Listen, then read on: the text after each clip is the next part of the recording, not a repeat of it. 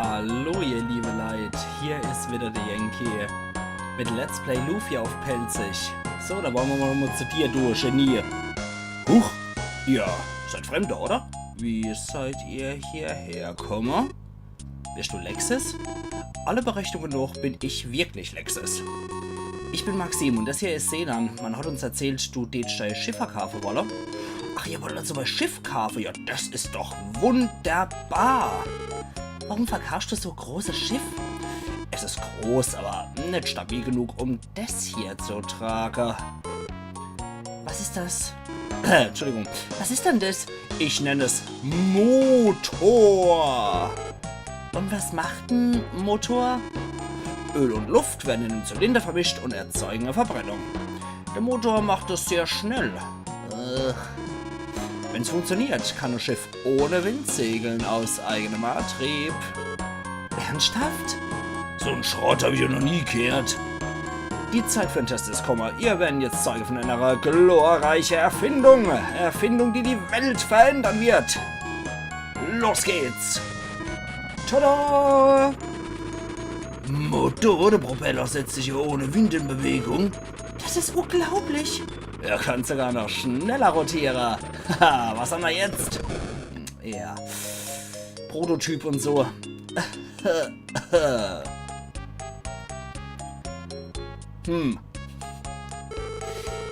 Das Ereignis werde ich nie wieder vergessen. Ich gehe jetzt, Maxim. Lass uns Satos froh, ob er unser Schiff baut. Ja, einverstanden. Moment mal, ihr meint Satos baut wieder Schiffe? Ja, warum fragst du? Er wollte doch keine Schiffe mehr bauen, bevor er nicht auch eine Bank gefunden hat. Wir haben für ihn eine Bank gefunden. Ist dann das zu fassen? Das soll mich doch der Einstein holen. Das ist doch fantastisch. Ja, kennst du Satos? Ja klar, er baut die besten Schiffe der Welt. Er könnte sogar Schiffe meinen Motor bauen. Warum braucht er denn ein Schiff? Ihr seht denn unbedingt wie Seeleute aus. Wir müssen einen Gegner besiegen und brauchen jetzt dringend das Schiff davor. Gegner? Vielleicht derjenige, der Gordovan zerstört hat und Pandoria versenken wollte? Woher wer stand du das? Mein Kymograph hat ausgeschlagen. Was? Kymograph, ein Gerät, was eigentlich rhythmische Bewegungen mechanisch aufzeichnet. Ich habe den Kymograph umgebaut. Er kann jetzt Energiewelle aufnehmen. Er hat zweimal immens hohe Energiewelle aufgenommen. Und das also als Gordovan und Pandoria angegriffen worden sind, oder? Ja, genau zur gleichen Zeit. Und wo ist der Kymograph?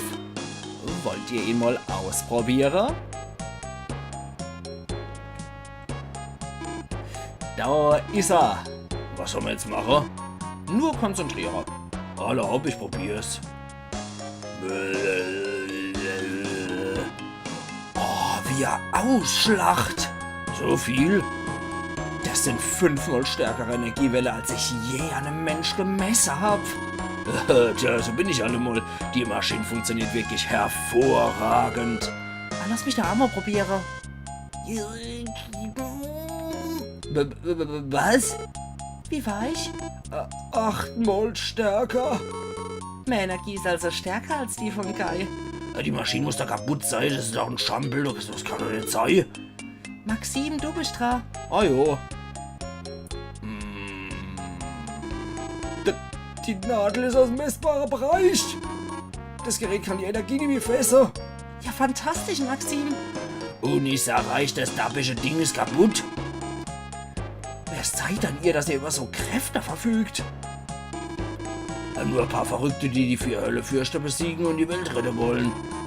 Höllefürste bekämpfen? Das ist ja wirklich verrückt. Hab ich doch gesagt. Guy, willst du die paar Verrückte bitte zurücknehmen? Ich bin nämlich nicht verrückt. Am Menschen nur Maxim und ich eine Mais. Maxim doch nicht. Jetzt Schluss mit dem Ufug. Ja. Schon gut. Lexis, wir müssen aber jetzt leider gehen. Nimm mich doch bitte mit. Dich? Warum? Ich will... Ach, gegen die Höllefürste kämpfen. Ist sicher sehr interessant. Ich glaub's nicht, noch ein Verrückter.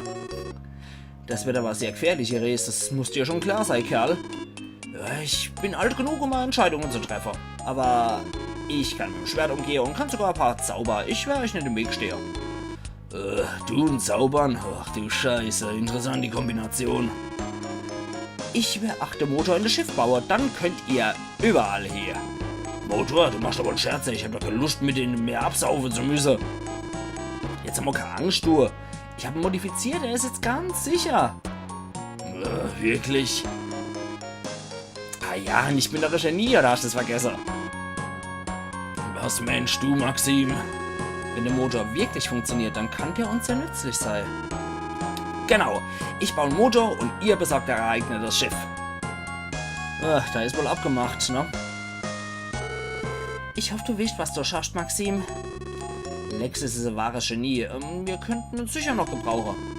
Hopp, gehen wir noch alle her und babbeln mal mit dem Satos. Und was sagst du, Kasper? Der gerade hier an seinem Prototyp feilt. Ja, mach das ruhig. Ich baue so lange den Motor fertig. Okay. Dann raus. Wir sparen uns einen langen Rückweg und stolpern hier rein und wieder zurück an den Anfang. Ach, schön, jetzt selber laufen zu müssen. Gut. Raus. Raus. Und Seelan kann doch glücklicherweise was. Alea. Genau, da haben wir's. Joink. Dann babbeln wir doch mal mit dem Satos. Der war, glaube ich, hier, ne?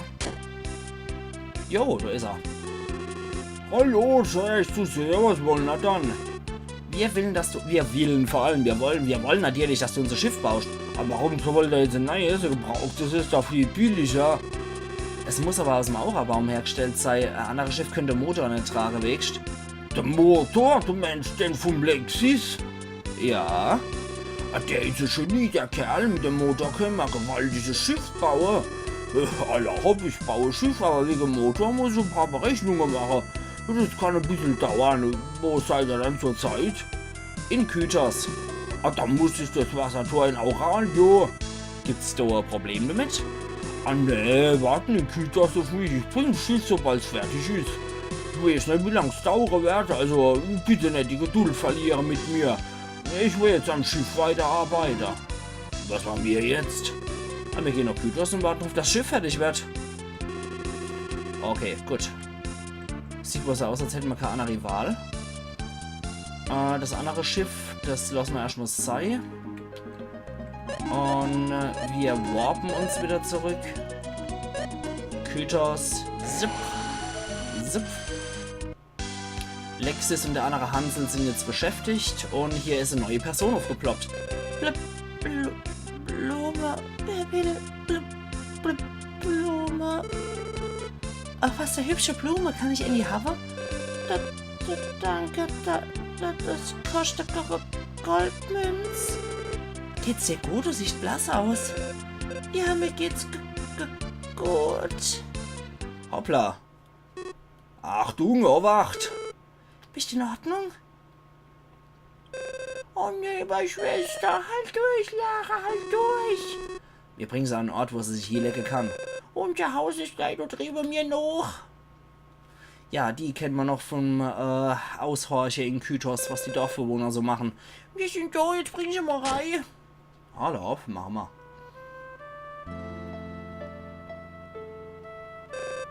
Schwesterherz. Ihr geht's gut, die schläft nur. Was fehlt ihr dann? Die ist vollkommen erledigt. Wenn sich ein paar Tage ausruht, ist er wieder fit.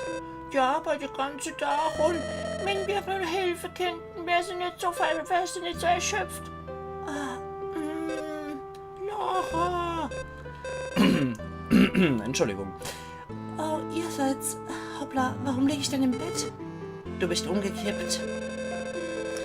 Ihr seid diejenige, die bei mir Blumen gekauft haben. Habt ihr mich hierher gebracht? Danke.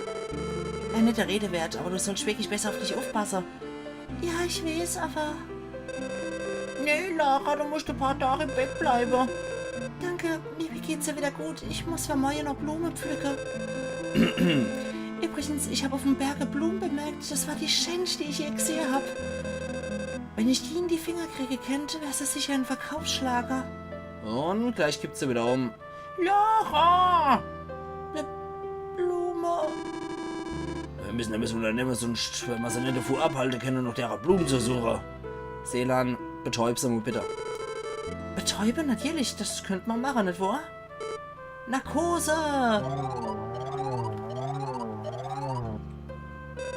Was habt ihr mit meiner Schwester gemacht? Ihr geht's gut, Narkose ist ein Schlafzauber, sie wird wieder aufwachen, wenn es ihr besser geht. Wirklich? Nein, ich habe gerade deine Schwester getötet. Entschuldigung, das war ihr Psycho-Persönlichkeit. Ja, natürlich geht's ihr dann wieder gut. Und wollen wir jetzt aufbrechen, um die Blumen zu holen?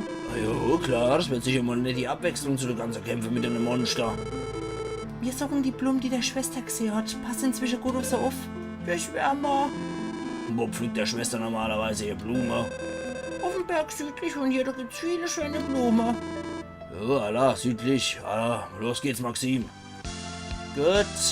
Wobei, die schlurft hier so mit offener Haare. Das sieht etwas stier aus. Sie schnarcht auch wie Sau. Warum bist du so gut zu uns? Danke. Ich werde auf meine Schwester aufpassen. Ja, mach das mal. Wir gehen erstmal in die Cache zum Speichern. Und dann marschieren wir zum Blumenberg. Ja, Friede sei mit euch, allermindestens. Gut, dann Abmarsch. So. Zuletzt können wir gerade sowieso nämlich, der bastelt ja noch am Motor. Oh ja, Lavaklotz und Azurklotz. Nein, bleib doch zum Spieler. Mistviecher. Die bringen halt jede Menge Erfahrungspunkte. Schade. Okay, bleibt ihnen nur noch der Klotz hier, Berg der Blumen.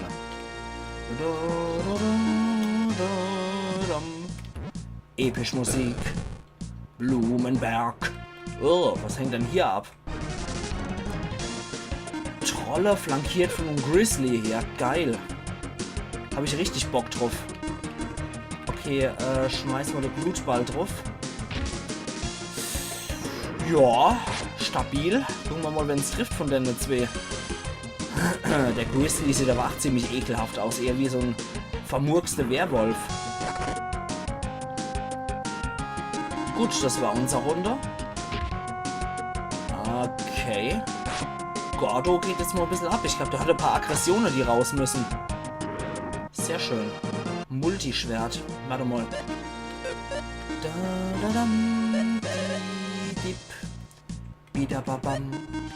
Jo, endlich. Ah, sehr geil. Wir haben Gordo auf der 4. Stufe. Jetzt brauchen wir nur noch die Mondfrucht. Damit er wachsen kann. Zur endgültigen Stufe. Aber die 4. Stufe finde ich schon ziemlich geil und episch. So ein Feuerdrache. Ich bin satt. Cool. Feuerfaust, Feuerklaue und Feueratem hat er jetzt drauf. Stamm Elliot. Gut. Mit dem aus Stardew Valley hat er nicht sehr viel gemeinsam, aber ja. Steht da eine Säule und du kommst nicht heran, nimm dir doch den Hammer und schieb sie damit an. Drehst du es auf eine Wand oder einen Stein, nimm den Hammer und mach sie damit klein. Letzter Gegenstand für unser Inventar hier. Den mag ich persönlich auch sehr gern. Hammer und Haken gefällt mir gut. Ich glaube, das sind jetzt Gnome, ne? Genau, Gnome. Ach Gott, gleich mal mit der Feuerfaust drauf gewichst hier, der Elliot. Leckt mich doch am Arsch. So. Dann kümmern wir uns auch um den letzten Gnome. Und dann war's das. Irgendwie finde ich die goldig, die Gnome. Krähenkelch. Alter, 898 Schade mal. Lecco mio. Ja, Gordo hat sich definitiv gelohnt abzugraden. Ich glaube, der greift zweimal an, oder? Ja. Habe ich doch geahnt. Trufende Wetter. Jetzt zieht er richtig ab. Jetzt habe ich nach so weit, wie ich ihn will. Und sobald wir die Mondfrucht kriegen, machen wir aus dem das geheime Stufe 5 Kapselmonster. Geil, oder? So, geil. Hammer ist toll. Hammer Time. Badabadam. Badabadam. Ja, badidi. Die hießen, glaube ich, Necromant, wenn mich nicht alles täuscht. Ah, Necronomicon, noch geiler. Okay. Machen wir die Bombe einfach mal drauf. Oh, jetzt eher wieder, jetzt ihmchen. Achtung. Okay, das war nicht so gut. Aber ihmchen macht schon nicht schlecht Schade. Gucken wir mal, was das macht. Ja, wer H.P. Lovecraft kennt, Necronomicon, das muss sein. Huah, tot. Und Archive. Aber ich muss mal die ganze Geschichte von H.P. Lovecraft durchlesen. Ich liebe ja eigentlich diese ganze Cthulhu-Sache. Aber ich habe die Kurzgeschichte bisher leider noch nie gelesen, um mal ehrlich zu sein. Deswegen, es wird echt dringend Zeit, dass ich mir mal die ganze Cthulhu-Kurzgeschichte oder diese ganze Kurzgeschichte zu dem Thema von H.P. Lovecraft einfach mal durchlese. Und bringt er was? Och ja. Das war nicht schlecht. Enna ist tot, aber der greift trotzdem zweimal an, der Knabe. Okay, das sollte aber reichen, dass Gordo nicht flieht. Und wir probieren es jetzt trotzdem einfach mal so. Genau, der hält es aus.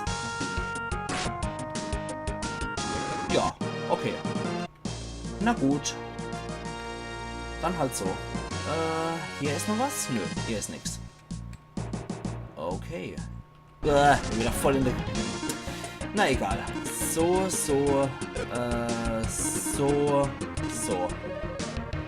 Das hilft auf jeden Fall auch, denke ich. Ach ja. Mist, hätte ich vielleicht mal lieber auf beide machen sollen, aber man weiß halt nie, was Gordo macht. Der ist mal sicher tot. Und der hat es auch gleich hinter sich. Der Knetus Corpus. Okay, dann haben wir hier und hier und du gehst drauf. Ja, okay, das war's jetzt sicher.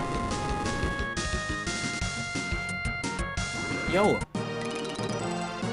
Dann gütiger Seelang.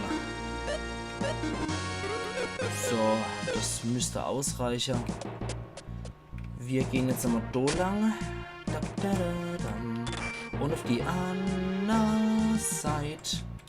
Wäre vielleicht gut. Aber das war falsch von mir. Das müssen wir so machen. Hoppla. Auf die andere Seite. So. So machen wir das nämlich. So machen das nämlich die Profis. Hier. Aber dann mag ich nochmal hier kurz gucken. Gnomis. Da könnten wir jetzt auch nochmal überlegen, andere Kapselmonster hochzuknallen. Leider haben wir den Blättergeier noch nicht. Der ist Element Dunkelheit. Finde ich persönlich ultra geil. So, oi, Feuerfaust. Und die kennen wir noch von der anderen Türme. Zack. Im Ahnenturm waren die, glaube ich, stark vertreten, diese Erdvipern. Ah, okay, du gehst dann mit dem Schlüssel durch. Gut. Ja, bababam. Okay, warte mal. Dann kriegen wir es so. Und so. Okay. Warte mal. Scheiße, das war der falsche. Ne, der war der falsche. Warte mal. So. Das war schon richtig so.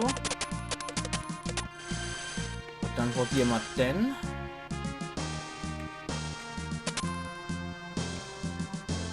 Dann machen wir so.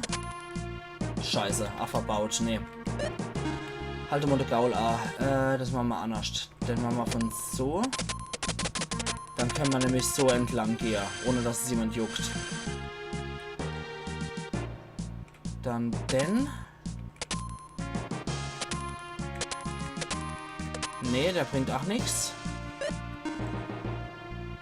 Okay. Aber der war schon richtig. Der stört am wenigsten, glaube ich. Dann so rum, genau. Und dann können wir hier raus. So stimmt's. Okay. Gut. Der führt uns hoch. Ich glaube, da ist noch ein Kapselmonster hier, ne? Genau. Kapselmonster Radini schließt sich an. Der ist vom Erdelement. Das ist, glaube ich, auch der körperlich wirklich stärkste. Der Fran. Aber nicht Fran, sondern Fran. Ich glaube, der ist wirklich von der Kapselmonster der körperlich stärkste, wenn ich mich richtig erinnere. Gerade mal gucken kurz. Nee, Futter nicht, der ist satt. Radini, Level 32, okay. Der dürfte auch wirklich der stärkste sein. So, das war, ups. Das war die Öffnung, die Tür. Aber wir haben ja noch zwei andere geöffnet. Ah, nee. Ah, nee, das war hier die Dinger. Okay, alles klar, da habe ich das falsch gesehen. So, hier. Das ersetzt jetzt nämlich die Bombe, macht es etwas leichter. Noch ein Drache-Ei, ja geil. Und Kraftring gibt's noch. Und was gibt's noch? Eine Flugaxt. Okay, der Ring und die Flugaxt schauen wir uns mal genauer an. Das sieht doch gut aus. Steigert der Angriff. Wunderring, was macht der nochmal? Seltsamer, mysteriöser Ring mit Reflex. Ja, machen wir das so. Die Flugaxt ist sowieso für dich, ne? Jo. Hilfreich bei fliegende Gegner, Höllewind, 3-mal stärker, wirksam gegen fliegende Gegner, passt schon. Okay. Ja, babadam. Nur ganz kurz nur. Hilfreich bei fliegenden Gegnern. Okay, wir schauen einfach mal, was Guy so noch abzieht. Und dann schauen wir mal, ob wir das noch geregelt kriegen. Okay, du kommst mal erst wieder zurück, wenn wir den Schlüssel haben. Verstehe.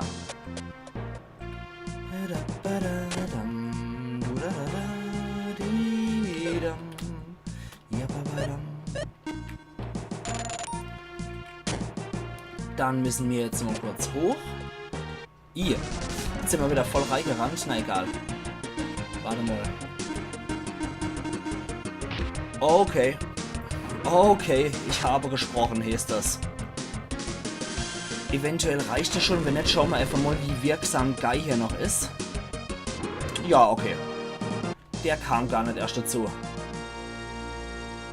So, dann machen wir das so. Und hier... Ih, da ist aber jede Menge los hier. Wisst ihr was? Ich mache jetzt eine Extended-Episode, weil es ist meine letzte Aufnahme hier an dem Tag. Ich habe dann wieder 3 Lufia-Episoden aufgenommen und zusätzlich habe ich auch noch 3 Stardew Valley-Episoden aufgenommen. Okay, das zieht auch so ordentlich ab, ohne dass die Gegner fliegen.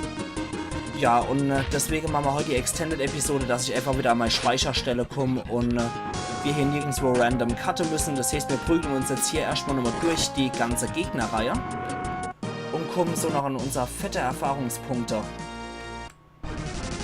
So, das sind Tengu. Tengu sind ja auch geil. Das sind ja, im japanischen Glaube sind es so Erdgeister. Und die haben halt alles an diese ewig lange Nase und haben auch so Rabeflügel und so. Also es sehen schon ganz cool aus, Tengu. Okay, das hilft anscheinend nicht so viel. Jetzt bin ich mal gespannt, weil die zählen bestimmt als fliegende Gegner. Die haben auch die japanische Geta-Sandale an, wenn ihr das seht. Und Guy macht hier richtig fett Schade, weil es einfach Bonusschade bei fliegende Kreaturen macht. Finde ich gut. Finde ich richtig gut. Dann ist noch das hier, genau. Drauf. Blutball drauf. Sehr schön. Aber die macht glücklicherweise nicht nur Schade bei fliegende Gegner. Wenn das Guy dann wieder ewig lang keinen Schade macht, das wäre etwas ätzend. Jo. Dann bleibt nur noch der Grizzly und eventuell hat er noch ein paar Trolle dabei. Jo. Wie ich mir das gedacht habe. Ja, gut. Die halten auch ein bisschen was aus, die Biester.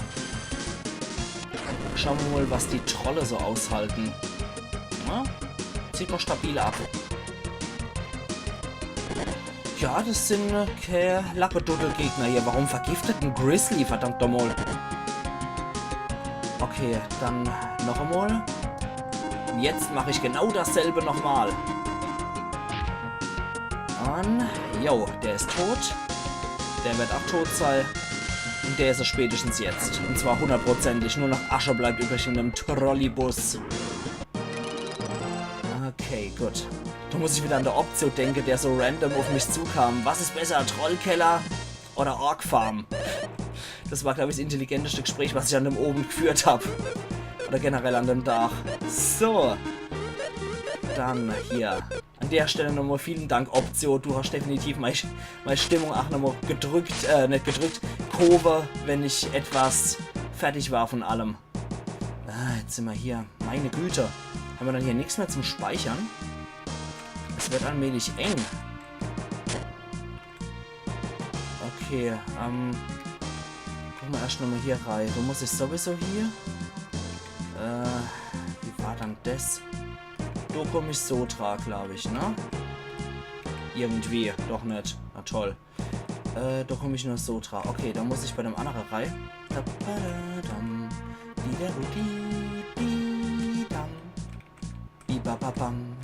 Komme ich da nicht hier? Doch. Ah, okay. Alle Haupt. Dann muss ich doch zuerst bei einem anderen rein. Bleibt dir nichts anderes übrig. Aber mehr als 30 Minuten mache ich jetzt hier definitiv auch nicht, muss ich sagen. Sonst wird es mir zu Überlänge. Wenn ich die Hälfte nochmal an Zeit drauf packe. So. Da war der irgendwie. Hier ist das Muster ein bisschen anders, ne? Genau, so komme ich an den Lebenssaft. Der geht an der Maxi. Nicht Rüstung.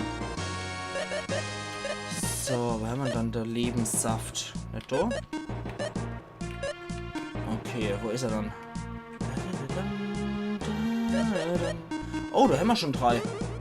Okay. Zauberkrug geht an Seelan. Bringt aber nichts. Okay. So viel do dazu. Dann muss ich doch noch irgendwie an die Plattform dort kommen. So, hoffen wir, dass das funktioniert. Genau. Da kann man nämlich hier Eischlacher. Und dann müssen wir wieder dort runter. Und hier wieder hoch. Und dann durch hier. Durch den geheimen Gang. In der Wand. Alle Haupt frei mit uns. Hier jetzt nämlich der Kobrastein. Ja, geil. Was bringt uns der Kobrastein? Nix. Terrorrute trifft alle Gegner, besonders wirksam gegen Starke. Okay. Nicht Spaß. Nimmt da das Ding. Nimmt da das Ding einfach mal. Erhöht die Stärke. Oder generell der Angriff. So. Dann. Wenn es gegen starke Gegner wirksam ist, finde ich das auch gut. Ja, badadam. Okay, guck mal hier an. Tja, sieht so aus, als könnte ich nur von der anderen Seite aus herkommen. Wieder nichts. Na gut. Aha, hier können wir uns heilen. So können wir durchprügeln. Die anderen Stellen gehen wohl anscheinend nicht. Ja, badadam. Badabadadam. Yeah. Okay, Tengu Ahoi. Wir probieren uns einfach mal durchzukloppen hier. Aber allmählich wäre echt ein Speicherpunkt nicht schlecht. Verflixt nochmal. Probieren wir es mal. Da war nix. Hoffen wir mal, dass das funktioniert. Und... Jo, der ist kaputt. Dann kümmern wir uns um den. Widerwärtige Gestalte hier. Seeland sieht aber verdammt viel ab mit ihrem Morgenstern oder was er da hat. Oh geil, Feuerschwert. Genau das brauchen wir gegen den Endgegner. Jo, auf jeden Fall. Ein Schwert, was Flamme nicht fürchtet. Feuersturm trifft alle Gegner und besonders gegen feuerempfindliche Gegner wirksam. Perfekt. Dann Maxim Dotruf, Seelan auf beide und du hier. Okay. Botschaft A-Komma. Okay, ebenfalls. Das müsste eigentlich jetzt reichen. Ja, ich glaube schon. Esse ich halt einen Salat, ne? Alles klar. Perfekt. Dann sind wir hier raus. Ich probiere noch in die Schlüsselkammer reinzukommen. Und dann dürften wir es eigentlich haben. So. Ups, der ist ein bisschen kurz, der Hammer. Und dann hier nochmal. Das war so. Das war so. So. Und die Zeit drängt. Ich hoffe wirklich, dass wir dann noch jetzt an den Speicherpunkt kommen. Das wäre echt schön. muss ich jetzt leider betäuben aus pragmatischen Gründen. Und ja, ich ignoriere mal einfach mal Necronomicon. Und hier müsste es dann zum Endboss allmählich runtergehen, wenn ich mich nicht täusche. Eigentlich die ich hier noch ganz gerne das ganze Viehzeugs hier kämpfe, aber uns bleibt nichts anderes übrig. Ich muss jetzt einfach mal durchkämpfen und gucken, wie es ohne aussieht. Weil die 30 Minuten haben wir jetzt auch schon. Und ich möchte halt eigentlich wirklich mit dem Speicherpunkt die Episode und den Aufnahmetag heute abschließen. Ja, so machen wir das dann. Ansonsten würde ich sagen, cut ich und mache noch so weiter, bis ich eine Speicherstelle finde. Und das mache ich dann am nächsten Aufnahmetag einfach weiter. Und da haben wir in der nächsten Episode halt einen Break drin. Aber da wäre ich eigentlich nicht so begeistert davor. Ach, scheiße. Ein Schritt zu viel. Gucken wir mal. Das sollte klar sein, ja. Und den dürfen wir jetzt abknacken können. Geil nochmal drauf. Scheiße. Geil, rutsch nochmal drüber und dann war's das. Das war's immer noch nicht. Schade. Aber das jetzt. Genau. Perfekt. Dann hier runter mit uns. Speicherpunkt. Wo ist er dann? Wo ist er dann? Okay, es ist nur einer. Dann kriegen wir dann. Und schon. Schlachtruf. Sehr gut. Teleportiert ihr euch mal ruhig. Ja, perfekt. Genau darauf habe ich gewartet. Jo. Dann sehen wir uns immer mal wieder, ihr liebe Leute, nachdem ich jetzt hier meinen sauberen Cut doch noch kriege, den ich ersehnt habe. Und vielleicht gehen wir über nächste Episode nochmal zurück und kämpfen noch gegen die Gegner. Also machen's gut und bis immer mal dann wieder. Iron Yankee.